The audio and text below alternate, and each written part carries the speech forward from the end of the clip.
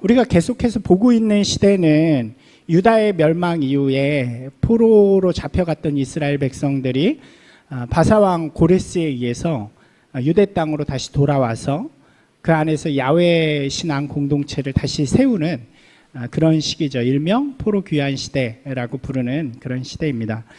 타락과 죄로 인해서 하나님의 나라를 잃어버렸던 이스라엘 백성들은 이 포로 생활 이후에 유대 땅으로 돌아와서 다시 하나님의 나라를 세우게 되는 거죠. 에스라와 느헤미야에는 이들이 신앙 공동체를 세우기 위해 한 일들을 좀 자세하게 기록하고 있다고 할 수 있습니다. 그 중에서 가장 큰 대목들이 바로 오늘 제목과 같이 성전을 다시 세우고 그 다음에 성벽을 이렇게 만들고 그 다음에 율법을 선포해서 새롭게 기준을 세우는 이 세 가지의 일이라고 할 수 있죠.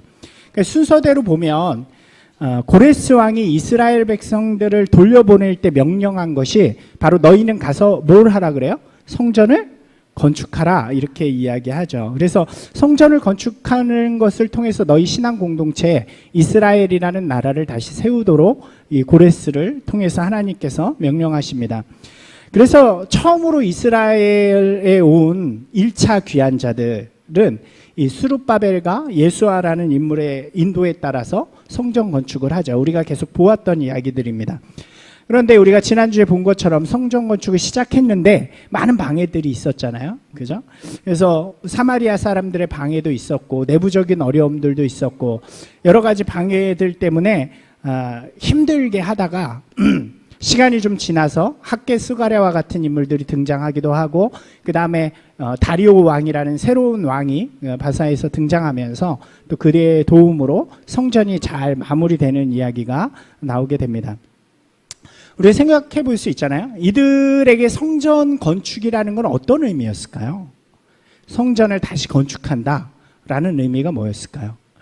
이 성전이라는 곳은 무엇이냐면 하나님이 임재하시는 장소를 성전이라고 부릅니다. 그래서 구약에서는 건물로 된 성전이었고 이제 예수 그리스도 이후에서는 우리가 어디가 성전이라 그래요? 우리의 마음이 성전이라 하잖아요. 하나님이 임재하시는 곳이니까. 구약의 백성들에게 성전은 하나님이 임재하는 장소였습니다. 그런데 그게 망가진 거예요. 부서진 거예요. 다 무너졌단 말이죠. 그럼 그것이 무엇을 의미하는 거예요? 이 백성들에게 하나님이 더 이상 함께 하시지 않는다는 것을 의미하는 거죠. 하나님이 우리를 떠나셨구나. 더 이상 하나님을 만날 수 있는 장소가 없구나 라고 여겨지는 것이 바로 성전이 파괴되는 사건이었습니다. 그러니까 이들에게 왕이 끌려가고 나라가 망하는 그런 기준이 왕이 끌려가거나 땅이 패해지는 게 아니라 가장 중요한 것은 성전이 파괴되는 것. 그것이 이제 이스라엘이라는 나라가 무너지게 되는 것을 의미한다고 할 수 있겠죠. 더 이상 하나님께서 이들과 함께 하시지 않습니다. 그렇기 때문에 이들이요 다시 돌아와서 하나님의 나라를 세울 때에 이들에게 필요한 것 그것은 떠나가신 하나님께서 우리와 함께 하신다라는 확신이었죠. 그러니까 나라를 다시 세우는 것에서 가장 중요한 것은 하나님이 우리와 함께 하신다라는 확신입니다. 그렇기 때문에 가장 먼저 하는 것이 이 성전을 다시 건축하는 그런 일이 된 거죠. 초반에 어려움이 있었지만 이 시간이 지난 후에 그러한 어려움들을 이기고 성전 건축이 잘 마무리됩니다. 우리가 잠깐 시기를 보면 첫 포로 귀환의 시기가 한 538년 정도 돼요. 그러니까 유다가 무너진 것 그 성전이 완전히 파괴되고 유다가 멸망한 시기가 586년 정도로 보거든요. 그러니까 그 뒤로 계산을 한번 해볼까요? 몇 년이죠? 50년 좀 안 되게 그렇게 해서 1차 귀환이 일어난 것입니다. 그리고 성전 건축이 마무리된 시기가 516년이니까 약 20년 정도 굉장히 오래 걸렸죠. 우리가 지난주에 본 것처럼 방해나 어려움 때문에 성전 건축이 계속 늦어지고 이러면서 20년 만에 만들어진 거예요. 이 516년에 성전이 완공이 됐어요. 여러분 이렇게 586년에 성전이 완전히 무너지고 516년에 다시 세워졌으니까 그게 몇 년이죠? 갭이? 70년이잖아요. 그러니까 아마도 예레미야가 예언한 그 70년이 이게 아닐까 생각이 돼요. 70년 만에 성전이 다시 회복되어지는 그런 일들이 있습니다. 그러니까 얼마나 기뻤겠어요. 우리가 생각해 보면 이들은 하나님의 사람들인데 하나님을 따르지 않다가 하나님을 섬기는 것이 완전히 무너졌는데 다시 돌아와서 성전을 만들게 된 거죠. 에스라 6장 19절 이하를 보면 이들이 성전을 완공하고 얼마나 기뻐했는지의 모습이 등장합니다. 이들이 그래서 막 엄청나게 많은 제물을 드리면서 제사를 지내고 또 유월절기를 보내고 그다음 무교절까지 계속해서 이어서 막 축제 같은 그런 시간들을 계속 보내는 장면들이 등장합니다. 일주일 내내 기쁨의 예배를 드리는 그런 거예요. 우리가 상상해 볼 수 있겠죠. 성전이 좀 옛날만큼 화려하진 않더라도 그래도 우리가 예배 드릴 수 있는 장소, 하나님께서 우리를 만나 주시는 장소가 다시 만들어지고 이들이 그 앞에서 예배 드리는 그런 장면들을 상상해 보면 얼마나 이렇게 좋고 행복했을까 생각해 볼 수 있습니다. 그러면 그 다음에 우리가 기대할 수 있는 건 뭘까요? 잘 되는 거죠. 그러니까 이게 성전이 되고 예배를 드리고 막 이러면서 하나님의 나라를 회복하고 잘 되는 이야기가 등장해야 될 것 같은 것이 우리의 기대라고 할 수 있겠죠. 아마 그들의 기대도 그랬을 것 같아요. 예배를 드리면서 일주일 내내 그렇게 기쁨의 축제를 드리면서 이제 더 이상 우리에게 어려움은 없다라고 여길 수 있었을 것 같아요. 그런데 성경의 이야기는 그렇지 않다는 거죠. 그러니까 에스라서에서는 7장의 시작을 이 일 후에라는 아주 간단한 단어로 합니다. 우리 한번 찾아볼까요? 에스라 7장 말씀.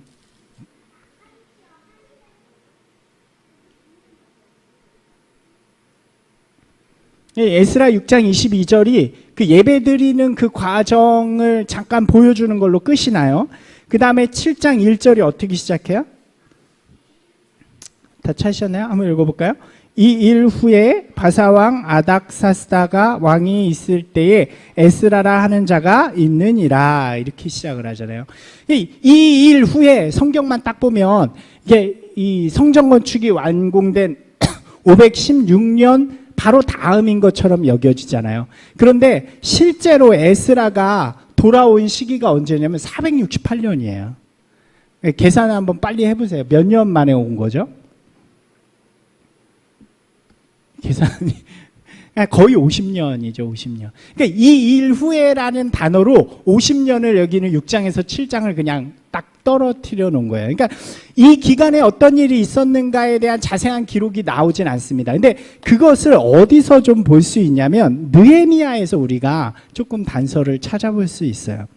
성전 건축이 완료되고 516년이고 그 다음에 에스라가 2차 귀환을 하는 시기가 468년이었는데 그동안 어떤 일, 그 안에 어떤 일이 있었는가? 우리의 기대대로라면 굉장히 잘 돼서 강하고 힘센 나라를 다시 만들어야 될 것 같은데 에스라나 느헤미야서에 보면 그렇지 않았다는 거죠. 우리 느헤미야를 보면 느헤미야라는 인물은 이 페르시아 왕국에서 굉장히 높은 관직에 있던 사람입니다. 뭐 하던 사람이냐면 왕의 수를 맡은 사람이에요. 그러니까 왕의 가장 근접거리에서 왕을 모시는 그런 굉장히 높은 관직, 중요한 관직에 있는 사람이라고 할 수 있겠죠. 근데 그가 어느 날 그의 친구, 그러니까 그의 친한 고향 사람, 동족에게 이야기를 듣습니다. 그 동족이 유대 땅을 다녀온 것 같아요. 유대 땅을 잠시 다녀온 이 유대인에게 묻습니다. 우리 고향 유대는 요즘 잘 있죠. 아마 이 느헤미야의 기대도 우리랑 비슷했던 것 같아요. 그렇게 가서 성전도 건축하고 잘 있죠? 라고 이렇게 묻게 되는 거죠. 이 뉘앙스로 봐서는 성경에 나오는 그 표현으로 봐서는 그렇게 큰 관심이 있었던 것 같진 않아요. 왜냐하면 이 느헤미야도 이미 오랜 기간 아마 이쪽에서 태어난 이 바사나 이쪽 땅에서 태어난 사람일 것으로 추측이 되는데 굉장히 오랜 시간이 지났으니까 그러니까 관심이 있어도 어느 정도 있었겠어요. 근데 딱 묻는 거죠. 요즘 거기는 어때요? 라고 물었는데 그 대답이 굉장히 비참한 이야기가 돌아옵니다. 우리 한번 같이 볼까요? 느헤미야 1장 3절 말씀이에요. 같이 읽겠습니다. 그들이 내게 이르되 사로잡힘을 면하고 남아있는 자들이 그 지방 거기에서 큰 환난을 당하고 능욕을 받으며 예루살렘 성은 허물어지고 성문들은 불탔다 하는지라, 이렇게 이야기를 하죠.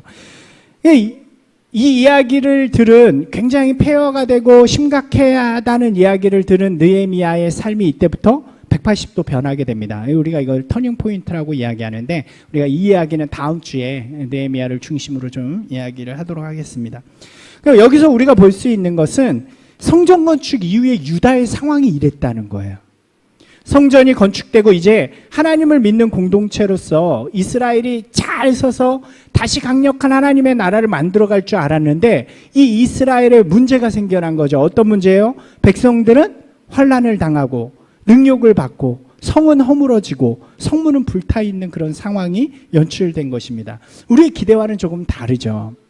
그러니까 우리가 유추해 볼 수 있는 것은 이런 거예요. 성전은 건축되었어요. 그래서 그 안에서 종교적인 제의는 회복되었습니다. 하지만 나라로서의 역할이 안 되는 거예요. 여전히 그곳에는 이방 땅으로부터 온 사람들이 있었고 이스라엘이 다시 세워지는 것을 방해하는 무리들이 있었어요. 사마리아인들의 계속적인 방해가 있었고요. 또 그러한 어려움들은 이제 이스라엘에 와서 성전을 짓고 정착하려는, 그리고 완전한 나라를 이루려고 하는 그 이스라엘에게 굉장히 어려움이 된 거죠. 그런 상황이 막 박해를 받고 어려움을 겪고 이런 상황으로 나오게 되는 거죠. 그렇죠. 경계가 없잖아요.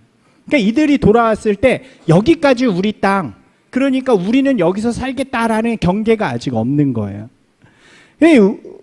이들을 보호해 줄 장치가 없는 거죠. 우리나라 같은 경우 보면 우리나라는 경계가 분명하잖아요.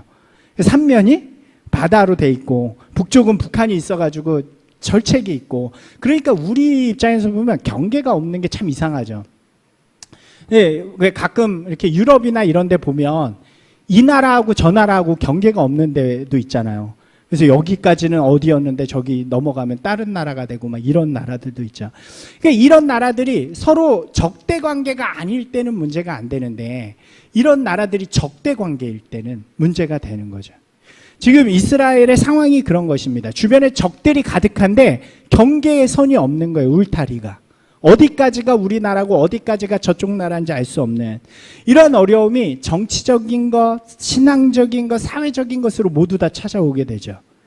정치적으로는 주변의 나라들이 다 공격하고 막 이러는 모습들을 가지고 오게 되고요. 사회적으로는 안정할 수 없는 거예요. 직업이나 뭐 이런 것들이. 근데 제일 문제가 뭐였냐면 이 신앙적인 어려움이었어요. 이방인들과의 결혼, 혼인으로 인해서 이런 세속주의적인 신앙, 그 땅에 살아가고 있는 이방 민족들의 신들이 들어오는 그런 상황들이 그 안에서 연출되어지는 거죠. 이러한 어려움들이 총체적으로 지금 이스라엘에 막 다 다가오게 된 것입니다. 우리의 신앙 가운데 이것을 좀 적용해 볼 수 있을 것 같아요. 우리가 하나님 앞에 우리의 신앙을 세워갈 때 이러한 성전을 건축하는 신앙에 머무를 때가 있다는 거예요. 무슨 이야기인가요? 성전을 건축하게 한다는 것은 하나님의 함께 하심을 의미하고 예배와 같은 제의가 회복되는 것을 의미한다고 말씀드렸잖아요. 그러니까 우리가 하나님을 따르기로 결심을 해요. 그리고 예배를 잘 드려요. 그런데 그게 다일 때가 있다는 거예요. 우리의 삶에 세상과 신앙의 경계가 없고 그냥 세상이나 우리의 모습이나 똑같이 살아가는데 뭐만 회복이 돼요? 우리의 그냥 주일날 예배 드리고 하나님을 믿는다고 하는 마음만 회복되어져 있을 때 그런 믿음의 모습들이 있다는 거죠. 우리가 거룩하단 말을 제가 가끔 설명해 드렸잖아요. 거룩하다는 뜻이 뭐라고 했는지 기억나시나요? 구별되다라는 말이라고 말씀드렸잖아요. 그러니까 하나님의 백성, 하나님의 자녀가 된다는 것은 거룩하게 되는 것, 곧 세상과 구별되는 것을 의미하는 것입니다. 그런데 하나님을 믿어요. 그리고 예배도 드려요. 그런데 내 삶 속에서는 전혀 세상과 내가 구별되지 않는 거예요. 막 짬뽕이 되어 있는 그런 신앙의 삶을 살아가는 것을 의미한다고 할 수 있겠죠. 이런 신앙의 모습은 우리에게 신앙적인 어려움을 가져다 줄 때가 있습니다. 이들이 예배할 때는 기쁨이 넘치죠. 막 좋아서 신나서 찬양도 하고 말씀을 들으면 막 기운도 납니다. 그러나 막상 삶의 자리에 가면 어려움 속에 허덕이는 거예요. 내가 왜 이렇게 죄를 지으면서 살아가야 하는가? 이런 갈등 가운데도 있습니다. 기쁨과 평안도 안식도 누리지 못하는 그런 모습으로 살아가다 보면 점점 신앙도 잃어가고 이 더 이상 완공된 성전이 기쁨을 주지 못한다는 거예요. 성전만 완공되어 있다는 거예요. 성전만. 그 안에 삶은 변화되지 않는 거죠. 제가 이런 모습들을 굉장히 많이 봤어요. 목회하면서 또 사역자로 살아가면서 이때가 되면 수련회나 이런 집회 가운데 오늘부터 또 집회 있는데 우리 감리교 집회가 있는데 집회 때가 되면 집회 나와가지고 또 이렇게 집회니까 얼마나 신나요. 찬양도 밴드에 막 이렇게 신나게 하고 말씀도 너무 재미있게 하고 그래서 기도도 통성기도 하면서 크게 외치고 막 예배 회복은 일어나는데 막상 삶의 자리로 돌아가서는 다시 무너져 버리는 그런 모습들이 있다는 거죠. 그러다 보니까 늘 신앙적인 위기가 찾아오는 것입니다. 그러면 신앙이 있어도 예배를 드려도 별로 기쁨도 없고 감사도 없는 그런 밋밋해져 가는 모습이 연출되어져 간다는 거죠. 지금 이스라엘의 모습이 이랬다는 거예요. 우리가 아까 본 것처럼 성전이 딱 만들어지고 예배가 딱 회복되어졌을 때 그 기쁨들 막 하나님 앞에 나와가지고 찬양하고 막 일주일 동안 제사하고 막 이랬던 것들이 지금 한 50년이 지나면서 그 경계에 없는 그런 어려움 속에서 다 무너져 버린 그런 상태가 되었다는 거죠. 그 모습을 느헤미야서에서는 이렇게 표현하는 거예요. 환난은 당하고 능욕을 받고 성은 불타고 성벽은 무너져 버렸다. 사랑하는 여러분, 혹시 우리의 신앙 가운데 그런 일들이 있지 않나요? 우리의 환난은 능욕을 받고 또 성이 불타고 성벽이 무너져 버려는 이러한 상황 속에서 느헤미야가 왕에게 간청을 하고 이제 이스라엘 사람들과 함께 유대로 돌아오게 됩니다. 그리고 그가 한 일이 뭐냐면 경계를 만들기 시작하는 일이에요. 바로 성벽을 만들기 시작을 하죠. 성벽을 세우는 일에도 굉장히 많은 어려움들이 따릅니다. 많은 방해 어려움들, 똑같은 성전 때와 같은 비슷한 일들이 많이 일어났지만 느헤미야가 탁월한 지도력을 발휘해서 그런 모든 일들을 이겨내고 성벽을 완성하죠. 그 이야기 우리 다음에 나눌 건데 성벽을 잘 완성을 하게 됩니다. 그 다음에 그 이후에야 비로소 이제 이스라엘이 울타리를 갖게 되는 거죠. 여기까지는 우리 나라야. 너희가 건들 수 없어. 여 안에서는 우리가 하나님의 나라를 하나님의 뜻으로 멋있게 만들 거야 라고 선포를 하게 됩니다. 그리고 나서 성벽을 만들었으니까 어떻게 해야 돼요? 그 안에 이스라엘 사람들을 불러 모으게 되는 거죠. 성벽은 완성되어졌지만 그 안에 있는 것들이 다 만들어지지 않았던 것 같아요. 우리 말씀 한번 볼까요? 느헤미야 7장 4절 말씀입니다. 여기 있어요? 예, 같이 읽겠습니다. 그 성읍은 광대하고 그 주민은 적으며 가옥은 미처 건축하지 못하였으니. 예, 이해가 되시나요? 그러니까 성벽을 다 멋있게 만들었는데 그 안에 아직 사람들이 살 공간을 다 만들지 못했다는 거예요. 사람도 안 차려질 거예요. 우리가 생각해 보면요, 우리가 다시 한번 잘 생각해 보세요.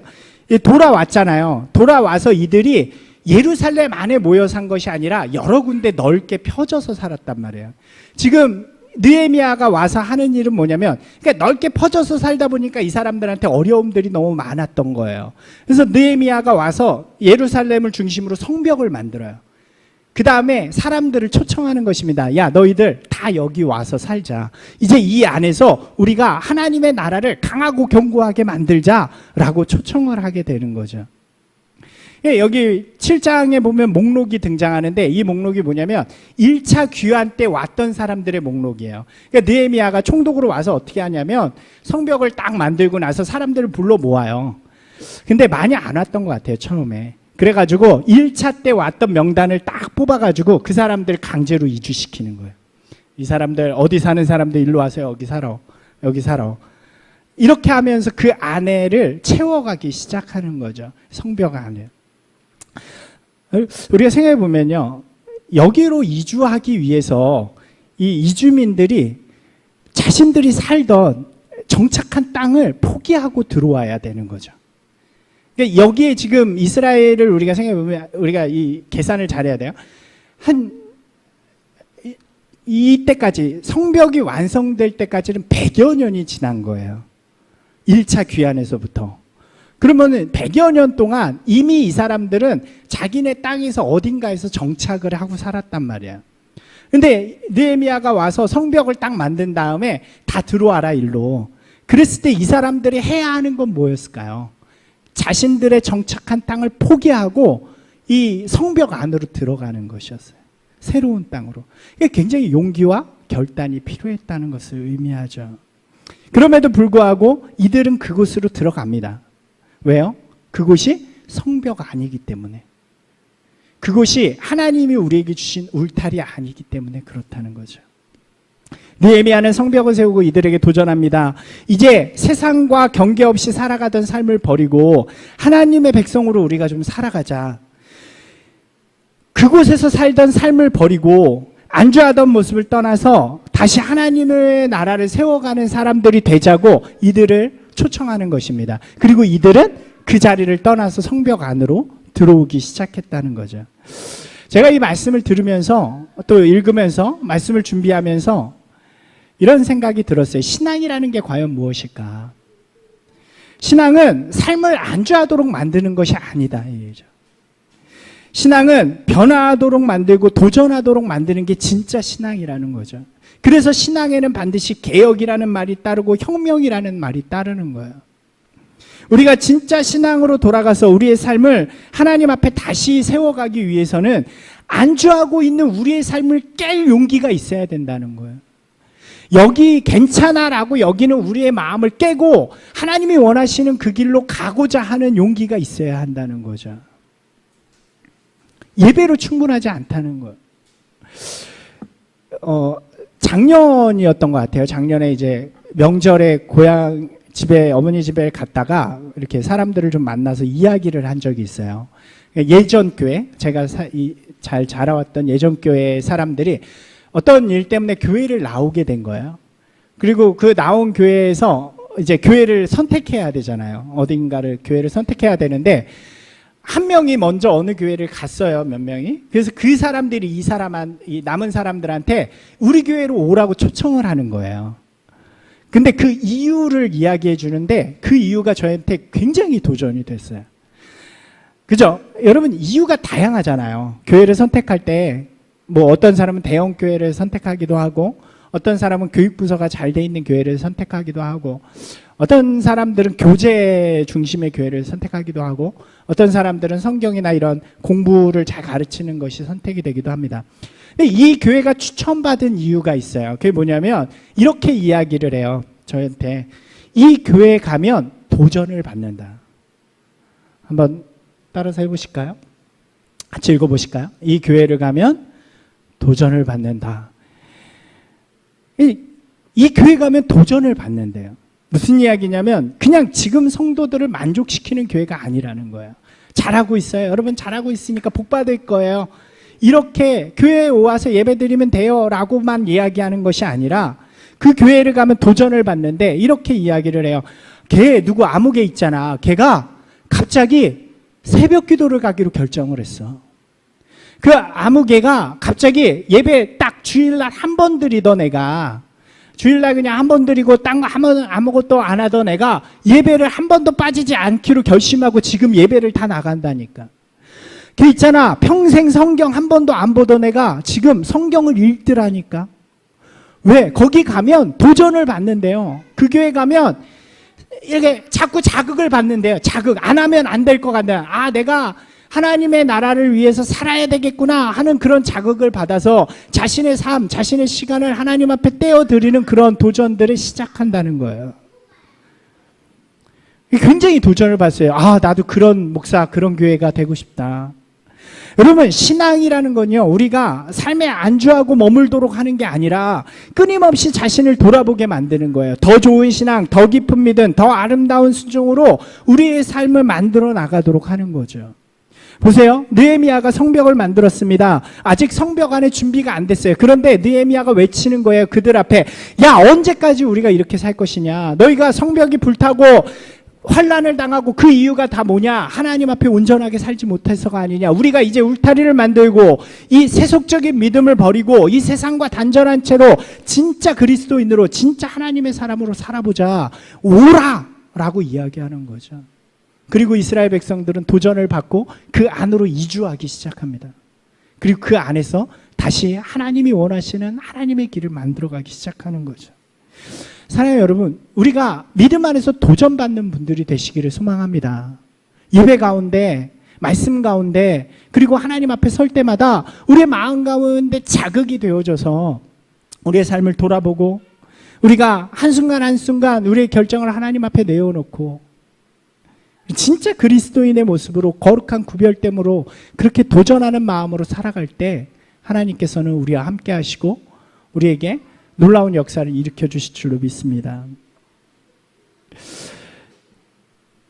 마지막 이야기예요. 성벽이 만들어졌어요. 그리고 그 안에 사람들이 모이게 됩니다. 이들의 마음에 지금은 뭐예요? 용기를 가지고 지금 아무것도 잘 안 돼 있어요. 아까 본 것처럼 그 안에 인프라가 하나도 조성이 안 돼 있지만 그들이 함께 모여서 이제 우리가 진짜 하나님의 나라를 만들고자 하는 기대감을 가지고 그렇게 모여섭니다. 이들이 가장 먼저 모여서 한 일이 뭘까요? 이 성벽 안에 모여서 한번 같이 읽어볼까요? 8장 1절 말씀입니다. 예, 읽겠습니다. 이스라엘 자손이 자기들의 성읍에 거주하였더니 일곱째 달에 이르러 모든 백성이 일제히 수문 앞 광장에 모여 학사 에스라에게 여호와께서 이스라엘에게 명령하신 모세의 율법책을 가져오기를 청하매. 이게 무슨 얘기인지 아시겠어요? 이게 에스라가 누구냐면 아까 2차 귀환 때 인도한 사람인데 이 사람은 학자예요. 율법학자. 그 추측되기로는 이 사람이 성경, 구약 성경의 많은 부분을 썼을 것으로 생각이 되어지는 그런 사람인데 당대의 가장 정통한 율법학자인 거예요. 이 사람들이 모였어요. 그 사람들이 이 가장 정통한 율법학자인 에스라를 불러가지고 우리에게 하나님의 율법을 알려주십시오라고 이야기하는 거예요. 여러분 한번 생각해 보세요. 우리가 잘 보면 율법이 중요한가요? 안 중요한가요? 율법이 구약 시대에 정말 중요하잖아요. 그런데 성경을 잘 보면 율법이 모세 이후에 중요시된 적이 없어요. 생각해 보세요. 이 왕정 시대에 율법 신명기나 이런 게 발견될 때마다 난리가 나요. 그러니까 이게 잘 지켜져 있었으면, 지고 있었으면 책 하나 발견됐다고 난리 날 게 아니잖아요. 그러니까 안 지켜진 거예요. 심지어 율법에서 이야기하는 제사법대로 제사도 안 지켜지고 유월절도 안 지켜지는 그런 상황이었단 말이에요. 그러니까 그렇게 율법은 선포가 되었지만 하나도 안 지켜진 채로 사사시대, 왕정시대를 보냈어요. 근데 지금 포로기 시대 때는 어떻겠어요? 그거보다 더하죠. 아예 율법이라는 걸 잊어버린 채로 살아가는 그런 사람들이었다는 거죠. 율법을 잘 모를 뿐만 아니라 율법에 관심 없는 그런 사람들. 하지만 율법이 중요하다고 이야기하는 시대야. 여러분 지금하고 비슷하지 않나요? 우리에게 가장 중요한 건 성경인데 성경이 별로 이렇게 잘 알지 못하는 그런 경우들이 많죠. 이들이 다시 하나님의 나라를 세우고자 이제 그 안에 모였어요. 성벽 안에. 그리고 나서 이들 마음에 뭐가 생기냐면 하나님의 말씀에 대한 갈망함이 생기는 거예요. 이렇게 묻는 거예요. 에스라에게. 하나님의 말씀, 율법에 정통한 에스라요. 이렇게 묻는 거예요. 한번 크게 읽어봅시다. 우리가 어떻게 살아가야 합니까? 그 바운들이 울타리 안에 모아놓고 이제 우리가 하나님의 백성으로 삽시다 이랬는데 어떻게 살아가야 할지 모르는 거예요. 그래서 묻는 거예요. 에스라요, 우리가 어떻게 사는 것이 하나님의 뜻입니까? 그리고 이들의 요구 속에서 에스라는 율법책을 들고 율법책을 펴서 읽기 시작합니다. 우리가 오늘 읽을 말씀에 보니까 어떻게 돼요? 율법책을 탁 펴는 순간 백성들이 다 일어서요. 예, 여러분, 저는 이런 말씀 나눌 때마다 막 상상을 해요. 이렇게 말씀을 딱 들고 말씀을 주십시오. 그래서 앞에 딱 들고 율법책을 들고 딱 펴는 순간 앉아있던 이스라엘 백성들이 함께 딱 일어나는, 안 멋있나요? 전 되게 멋있는 느낌이 드는, 얼마나 그 말씀을 사모했는지가 보이죠. 그리고 이렇게 서서 그 말씀을 들어요. 근데 그 말씀이 이제 선포가 됩니다. 율법을 에스라가 쫙 읽으면서 설명해줘요. 가르쳐줘요. 그러니까 이스라엘 백성들이 그 선체로 울기 시작해요. 땅을 치기도 하고 머리를 쥐어뜯기도 하고 그러면서 우는 거예요. 왜요? 하나님의 말씀이 이렇게 있는데 우리가 마음대로 살았구나. 그래서 나라를 뺏겼구나. 이곳에 와서도 우리가 하나님의 나라를 세운다고 하면서 하나님의 나라에 관심이 없었구나. 이렇게 아름다운 하나님의 말씀이 있는데. 그렇게 회개를 합니다. 그리고 나서 이들이 결정을 해요. 이제 우리는 이 율법대로 살겠습니다. 그러고 나서 그걸 어떻게 하냐면 이 연판장처럼 서명을 해요. 다. 그리고 그것을 임봉해서 하나님 앞에 바칩니다. 이 느헤미야 10장에 보면 이렇게 사인한 사람들의 이름이 등장하고 약속의 내용도 등장을 합니다. 그러니까 이들이 새롭게 하나님의 나라의 약속을 갱신하는 거예요. 새로운 하나님의 약속.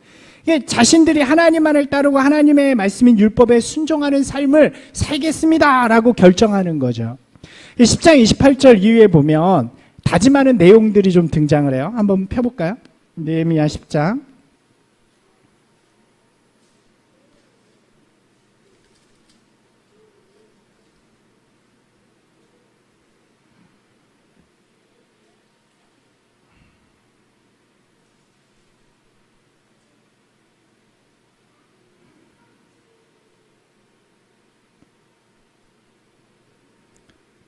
다 읽진 않고요. 그냥 쭉 보면서 할게요. 29절에 보면 우리가 하나님의 종 모세를 통하여 주신 하나님의 율법에 따라 우리 주 여호와의 모든 계명과 규례와 율례를 지켜 행할 것을 결정하면서 그 다음에 무엇인가 하겠다는 것을 결심해요.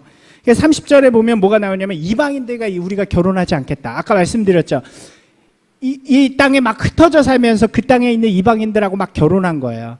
이들이 이제 결심을 다시 하는 거예요. 이방인들하고 결혼하지 않겠다. 에스라에 보면 어떤 것까지 나오냐면 결혼한 사람들은 그 결혼한 부인들을 다 돌려보내는 그런 일들까지 다 합니다.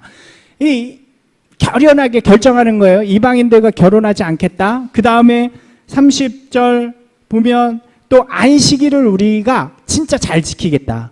이때까지는 안식일을 잘 안 지킨 거예요. 그래서 안식일에는 우리가 일도 하지 않고 우리가 쉬고 그다음에 안식년에는 땅도 쉬게 하고 율법대로 우리가 잘 지키겠다고 이야기합니다. 그리고 또 이렇게 이야기해요. 3분의 1 세겔을 성전세로 납부하겠다. 그러니까 원래 율법에는 반 세겔이에요. 2분의 1 세겔. 근데 지금 사정이 안 좋으니까 그 유들이 있게 3분의 1 세겔을 성전세로 납부하겠다. 그 다음에 뭐 얘기하냐면 첫 열매를 하나님 앞에 드리겠다. 무엇이든지 첫 열매가 나면 하나님 앞에 드리겠다. 그 다음에 레위인 몫으로 소산의 10분의 1을 주겠다. 이게 11조의 개념이거든요. 레위인의 몫으로 10분의 1을 우리가 드리겠다. 그 다음에 레위인의 10분의 1을, 몫의 10분의 1을 제사장 몫으로 또 주겠다. 뭐 이런 내용들을 실제로 다짐하는 거예요. 모여가지고 우리가 이건 지키자라고 하면서 이거는 우리가 반드시 지킬 것이다 라고 이야기를 하는 거예요. 여러분 이게 어떤 의미인가요? 우리가 우리의 신앙 가운데 이것을 좀 적용해 본다면 우리는 이런 내용을 그대로 지킬 필요는 없죠. 예를 들어서 우리가 이방인하고 결혼하지 않겠다 이럴 필요는 없잖아요. 우리도 이방인인데. 그죠? 그리고 안식일은 토요일인데 어차피 우리가 지키는 이 말 그대로 구약의 성경 그대로 지키는 것을 의미하는 게 아니라 어떤 의미냐면 우리가 성경의 말씀을 듣고 그 말씀 속에서 우리의 결단을 하나님 앞에 약속하는 신앙이 돼야 된다는 거예요. 여러분 우리가 하나님 앞에 우리의 믿음을 다시 세워갈 때 정말 중요한 게 이거예요. 성전을 만들어요. 그러니까 예배를 회복해요. 가장 먼저는 우리가 하나님 앞에 내가 돌아가겠습니다. 그 예배를 회복해요. 근데 그것만으로 안 돼요. 뭐가 있어야 돼요? 내가 삶 가운데서도 이 세상과는 다른 구별된 삶을 살겠습니다라는 도전이 필요해요. 그 다음에 그거보다 뭐가 더 필요하냐면 하나님 내가 이거는 정말로 지키겠습니다 하는 약속, 실제적인 약속들이 있어야 한다는 거예요. 말씀 가운데 혹은 예배 가운데 여러분이 살아가는 가운데서 하나님 앞에 이거는 제가 하나님 앞에 지키겠습니다. 예를 들면 하나님, 제가 예배는 빠지지 않는 사람이 되겠습니다. 하나님, 제가 마음에 미워하는 마음이 들더라도 그 사람을 향해서 저주하지 않겠습니다. 하나님, 제가 날마다 기도는 하는 사람이 되겠습니다. 여러분, 신앙이 세워져 간다는 건 뭐냐면 하나님과 나 사이에 약속이 많아지는 것을 의미하는 거예요. 내가 하나님 앞에, 하나님, 제가 목숨을 걸고 이것은 지키는 사람이 되겠습니다 라고 약속하는 것들이 생겨나는 거죠. 이스라엘 사람들은 지금 그걸 하는 거예요. 성전을 세웠어요. 그 다음에 좀 시간이 걸렸지만 울타리를 만들었어요. 그리고 그 안에 모여서 물었죠. 아까 뭐라고 물었어요? 하나님, 우리가 어떻게 살아가야 합니까? 율법을 주시니까 그 안에서 이 사람들이 약속하는 거예요. 하나님, 제가 이렇게는 살아가겠습니다. 그리고 그 약속에 따라 순종하며 살아갈 때 그 백성이 견고해지는 거죠. 사랑하는 여러분, 우리 신앙이 좀 실제가 되었으면 좋겠습니다. 그래서 결정하는 게 중요해요. 그리고 그 결정을 자꾸 적어 놓으세요. 그리고 그 결정에 도전하는 거죠. 해보는 거죠. 실패해도 괜찮아요. 실패하면 또 하면 되니까. 하지만 그 결심들을 해나가는 거죠. 이스라엘은요, 이런 과정을 통해서 자신들의 모습을 하나님 나라의 백성으로 다시 세워가게 됩니다. 정리해보면 이렇게 해요. 한번 같이 읽어볼까요? 성전 건축을 통한 하나님의 임재와 예배의 회복, 성병 수축을 통한 하나님 나라의 영역을 확보, 율법 회복을 통한 하나님 백성으로의 길을 확립하는 것. 이것이 이스라엘 백성들이 느헤미야, 에스라에서 이루어간 일이죠. 그래서 우리에게 이야기해 본다면 이렇게 이야기할 수 있을 것 같아요. 우리 안에 가장 먼저 예배의 회복이 있고, 그 다음에 하나님 백성으로서의 결단과 도전이 있으며, 그 다음에 말씀을 통한 기준이 만들어지는 거죠. 여러분, 어디쯤 서 계신가요? 우리의 길이 이전에 있는 사람들도 있죠. 결정하기 전에 있는 사람들, 그냥 세상이나 지금이나 똑같이 살아가는데 교회만 다니는 사람들이 있을 수 있어요. 그리고 마음에 내가 정말 그리스도인으로 서야겠다라고 도전하기 시작하면서 예배를 세우기 시작한 사람들이 있죠. 그리고 그보다 더 나아가서 우리의 삶을 예배자로서 거룩한 바운더리로 만들어가는 사람들이 있고요.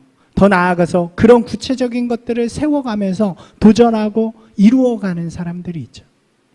사랑하는 여러분, 우리가 정말 좀 주님 앞에 이 약속들을 세우고 굳건하게 서는 분들이 되기를 소망합니다. 우리 교회가 그런 교회가 됐으면 좋겠어요. 우리가 비록 몇 명 없더라도 예배가 좀 살아있는 예배가 되고, 그래서 예배 가운데 주님을 만나고 경험하는 기쁨이 넘치는 그런 예배가 되고, 그리고 그 예배가 우리의 삶의 영역으로 들어가서 우리의 삶을 도전하고 변화시키는 그런 곳이 되어지고, 그리고 더 나아가서 우리가 정말로 하나님 앞에 아름다운 교회로 그렇게 서는 교회가 되길 소망합니다. 매일매일 자극이 좀 됐으면 좋겠어요. 왜 그거 있잖아요. 지압 슬리퍼. 이렇게 밟으면 찌릿찌릿한 거. 이 교회가 이 영적 지압 슬리퍼가 되어가지고 우리의 신앙을 좀 매일 자극하고, 그래서 우리가 교회 이렇게 가서 기도하고 예배할 때마다 우리의 삶이 너무 막 자극이 되어져 가지고 또 일주일 도전하고 돌아오는 그런 곳이 되었으면 좋겠습니다. 여러분, 다시 한번 묻겠습니다. 여러분은 지금 어디쯤 계시나요? 오늘 다시 주님의 부르심 앞에 서서 우리의 신앙을 굳건하게 세우고 주님의 나라를 이루어가기를 좀 다짐하면서 주님 앞에 서는 저와 여러분이 되기를 주님의 이름으로 축원합니다.